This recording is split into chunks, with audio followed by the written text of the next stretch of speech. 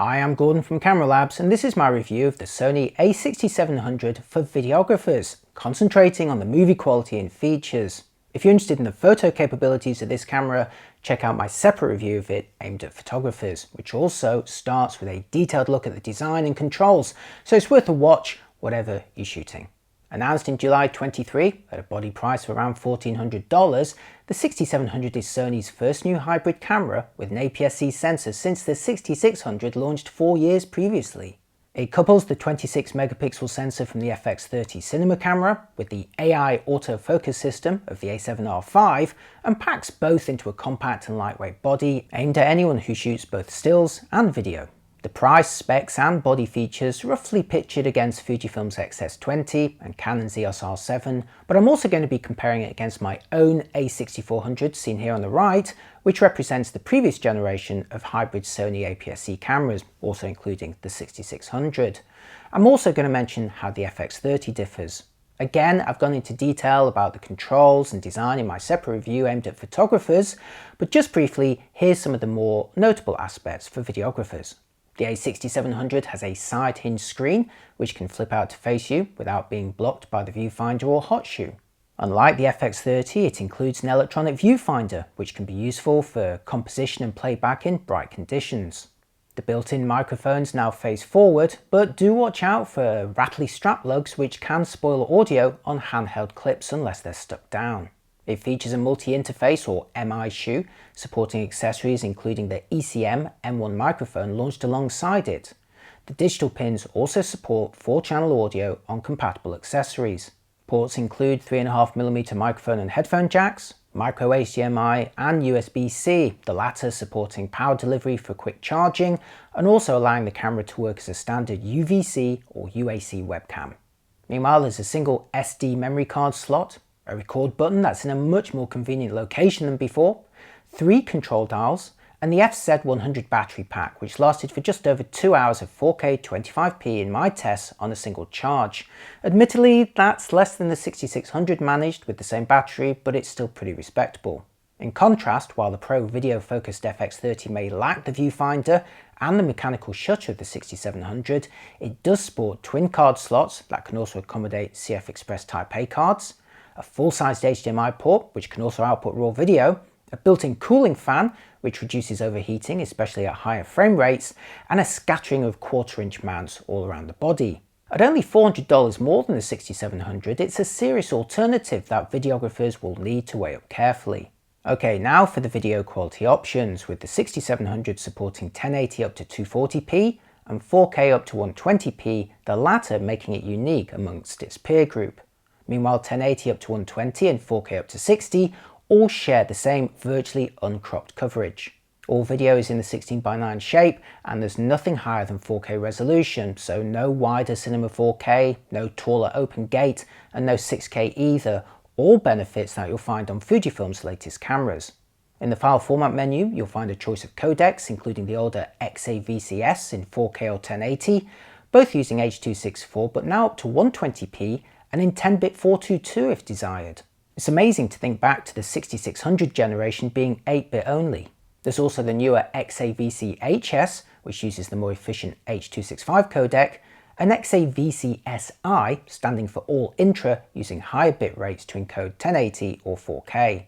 All these modes support sound, continuous autofocus, and playback at normal speed, even when captured at 120p, giving you great flexibility when editing. Meanwhile, the S&Q mode allows you to capture one frame rate and play it back at another, allowing you to see the effect of, say, slow motion or quick motion in playback. It's also where you'll find the options to record 1080 up to 240p. Like other recent Sony cameras, the 6700 supports S-Log3 for grading, now spun out from the earlier picture profile menu and into its own more sensibly labelled one. That said, the picture profile list now has a rather conspicuous gap in the numbering from whence it came. Set the auto temp menu to high and you should be able to keep recording 4K up to 30p for pretty much as long as you have battery remaining. I personally managed to record just over 2 hours of 10-bit 4K 25p indoors on a single charge with no overheating warning. Set the camera to 4K at 50 or 60p though and it'll heat up pretty quickly. It might test overheating and shutting itself down after between 25 and 35 minutes. At this point the body was pretty hot to touch and required a few minutes to sufficiently cool down before being able to record another half-hour clip. To be fair, other cameras with small bodies and no active cooling also struggle with 4K 50 and 60p, so if you need longer times, either film 4K up to 30p or switch down to 1080. Or of course invest in an FX30 with active cooling. That's enough talk, now let's look at some footage starting with a still photo of Brighton Pier with a 16-55 lens at 16mm showing the full width from the sensor, albeit here cropped vertically into the 16:9 shape. Now for a 1080 25p clip filmed at the same focal length from the same position, which as you can see makes a very minor crop to the full sensor, roughly working out at about a 1.06 times field reduction. The camera uses this framing as the basis for all but its toughest modes. So here's 1080 at 50 or 60p, showing the same coverage and the same resolving power. And now for 1080 at 100 to 120p, again with no change in coverage or quality. And already owners of the previous 6600 generation will be eyeing this 1080 footage enviously, as those models were not great at 1080 up to 60p, and even worse at 120 when there was also a crop to deal with. But now onto 4K at 25p, which shares the same coverage as the previous 1080 clips, and lest we forget the highest frame rate of the 6600 generation to be uncropped. 4K 30p was available in those models, but it incurred a crop.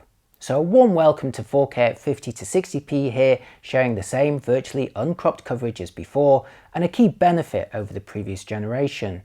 And now for 4K at 100 to 120p, another major upgrade, not to mention pretty unique among its peer group, albeit here employing a 1:1 pixel grab, in turn resulting in a substantial crop. You're looking at about a 1.5 times field reduction beyond the other video modes here, or about 1.6 times when compared to a still frame. I measured a similar crop for 1080 at 200 to 240p, and coincidentally the active part of the sensor in these modes is now actually smaller than Micro Four Thirds, so it is worth keeping an eye on OM Systems and Panasonic if you're into slow motion to see what they've got planned. Just briefly back to 4K at 25p, before switching to a version filmed with S-Log3 at its base sensitivity of 800 ISO. I found the dynamic range to be similar to the FX30 as expected, and I'll provide this sample via my review at cameralabs.com for you to download and grade for yourself if you're interested. Let's now have a quick look at the slow motion capabilities with a splash test, first filmed in 4K 50p but playing back at a normal speed on my 25p timeline. Now for the same clip but slowed by 2 times. And next for 4K 100p playing back 4 times slower than normal, where I've also adjusted the zoom to match the field of view. And finally for 1080 at 200p for an 8 times slowdown, captured here using S&Q mode without audio and automatically slowed down using the settings that I chose. 4K 120 is the highlight here, and I've got a compilation of clips towards the end of this review if you're interested in this mode. But first let's measure and compare the actual resolving power of each mode by filming my standard resolution chart with the A6700 and the 6400, the latter also representing the 6600. To better see the differences, I'll zoom in for a closer look, starting with 1080 at 25p with the 6700 on the left and the 6400 on the right. Now the 6400 generation was notoriously bad at 1080 video, and you can already see how much better the 6700 is on the left. Now for both cameras at 1080 50 to 60p, where there's no change in quality for either of them, so again the newer 6700 on the left remains quite superior. At 1080 100 to 120p, the 6700 on the left still delivers the same quality as before, but the 6400 on the right has fallen further still, and I should note also involves a crop at this point on that generation. The newer 6700 on the left allows you to shoot even faster in its S&Q mode here at 1080 200 to 240p, although this in turn does now incur a crop and a loss of quality. I'd say it's become a tad worse than the 6400 in 1080 100 to 120p on the right, but it is working at double the frame rate. Now let's move to a finer portion of the chart for a 4K comparison, here at 25p where there may be slight differences in their rendering, but a similar degree of actual detail. I always felt 4K on the 6400 generation was its saving grace, although it did suffer from significant rolling shutter as you'll see in just a moment. Next for 4K at 50 to 60p on the 6700 on the left, leaving the 6400 on the right stuck at 25p. Again, there is a 30p option on the 6400 generation, but that's as fast as it goes in 4K and it's cropped. As you can see, there's no loss of quality on the new 6700 here. And finally, with the 6700 on the left at 4K from 100 to 120p, where I've had to reframe due to the crop. The lack of oversampling here, not to mention slightly higher sensitivity, has reduced the ultimate resolving power a little, but it remains close to the slower modes in terms of pure detail. Before moving on, I wanted to make a quick comparison between footage filmed with and without active SteadyShot enabled, as while this does deliver enhanced stabilization, it does so with a crop. So the question for me is whether there's much loss in quality as a result. So first, here's the 6700 filming 1080 without SteadyShot on the left, and with active SteadyShot on the right, where there's a minor drop in ultimate resolution, but nothing that I'd be that concerned about. And now in 4K 25p, where the version on the right with active SteadyShot looks pretty similar to the clip without on the left, which should alleviate any fears that the best stabilization mode will hammer your quality. Quite the contrary, you can enjoy it with pretty much no loss. Let's move on to noise, with clips filmed in 4K 25p on both cameras, between 3200 ISO and the maximum video sensitivity of 25,600. I've cropped their width in order to fit both side by side, but they are presented at normal height with no additional magnification, so this is how footage would look when viewed normally in your projects. From these clips, I'd say both the old and new generations are actually looking quite similar to each other here, maybe even with slightly less obtrusive noise from the older 6400 on the right. What do you think? But now for rolling shutter, which has always been a problem for the 6400 in 4K. To compare them directly, I mounted both cameras on top of each other, set the same focal length and video mode, then vigorously panned them back and forth. So hold on to your breakfast and let's go. Starting with 1080 at 50p, I'd say the new 6700 on the left roughly matches the old 6400 on the right for rolling shutter. It's visible, but not too bad, especially when you consider the oversampled 1080 footage from the 6700 is way more detailed. But now for both cameras in 4K at 25p, where the 6700 on the left is showing a little more skewing than it did in 1080, but the 6400 on the right has taken a much greater turn for the worst. As I change direction, it almost looks like a Scooby-Doo flashback scene, and as a 6400 owner, I'd say rolling shutter is one of its biggest drawbacks to filming in 4K. You even notice it on a static shot when walking in and out of frame.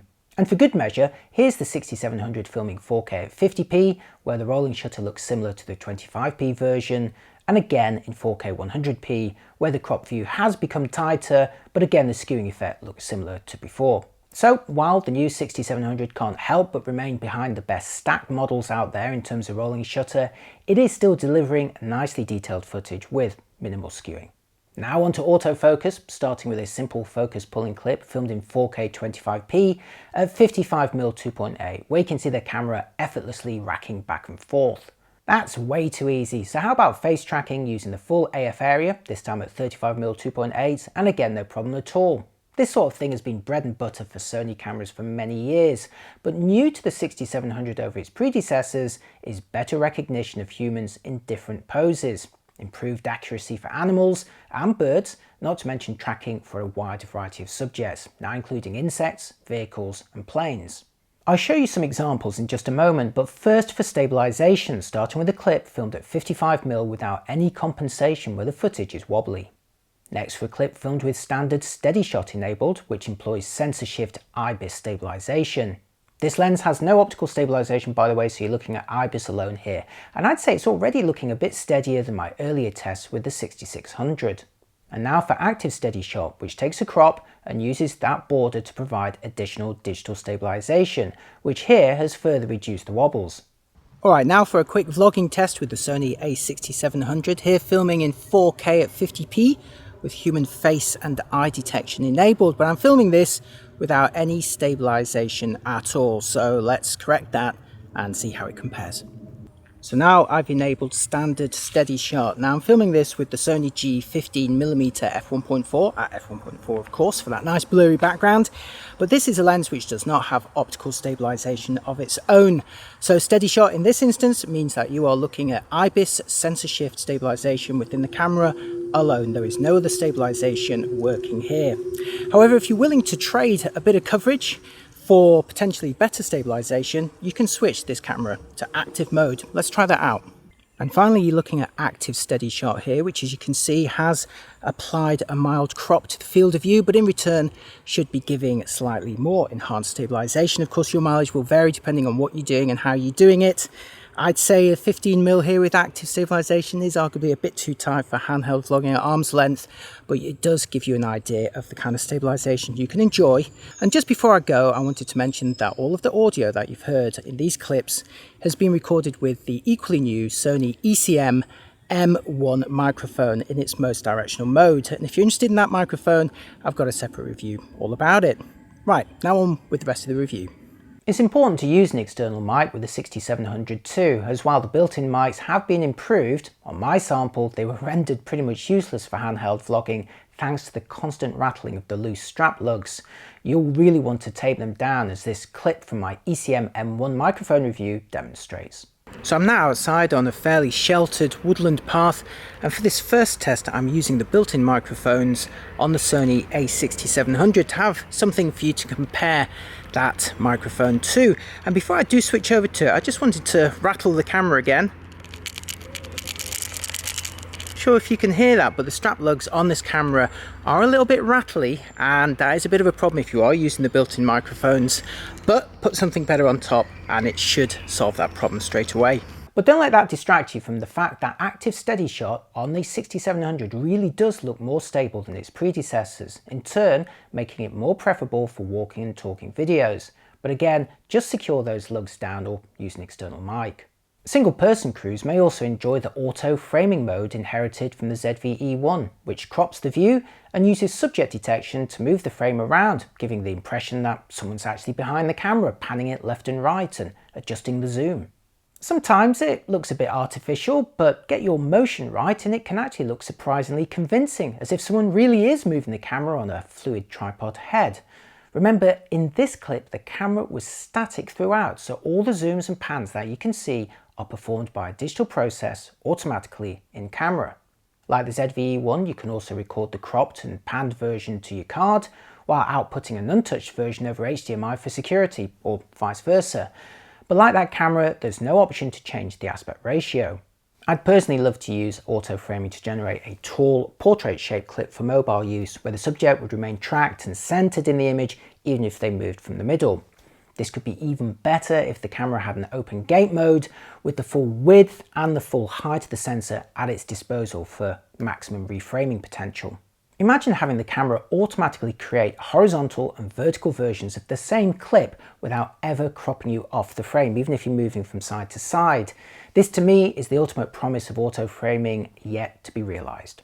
As promised, before wrapping up, here's a collection of slow motion videos that I filmed in 4K 100p with the A6700 and 70-350 zoom, a great combination for action video and photography.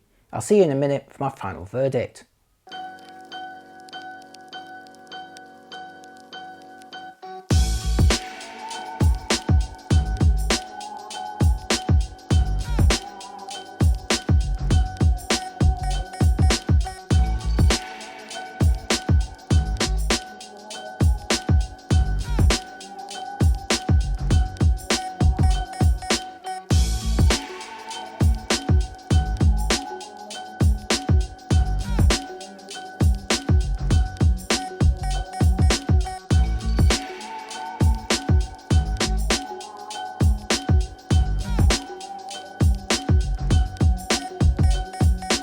As Sony's first hybrid APS-C camera in 4 years, the A6700 sports upgrades for both photographers and videographers, but in my test it's the latter who benefit the most. The 6700 captures great looking 1080 and 4K footage up to 120p without losing detail and with minimal skewing too.